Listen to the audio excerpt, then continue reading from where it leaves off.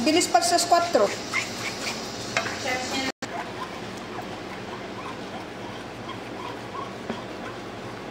Ayaw niyo.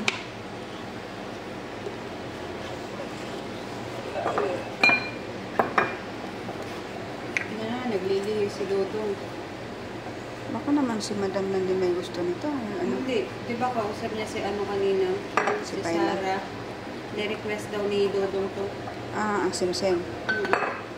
Kasi nga matagal na.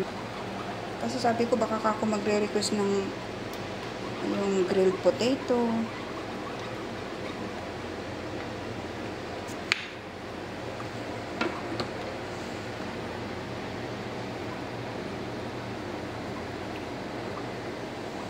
Sayang nga yun. Wala nang pahirapan sanang ano yun. Ako siguro yun. Tatusin ko. Tamad kasi. Bakit mo pa isipin yung pagkapirata? At least hindi ikaw yung pinirahan. Oo. Baga hindi na sila humingi sa'yo ng ano pang bilis ba? At saka chance na yun talaga. At saka hindi naman din siguro siya ibibigay sa tarantadong ano. Kasi mga friend naman ni Pula Huda.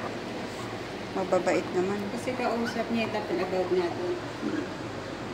Sabi ko sa isip ko, siguro siya yung tumulong sa kay Itim.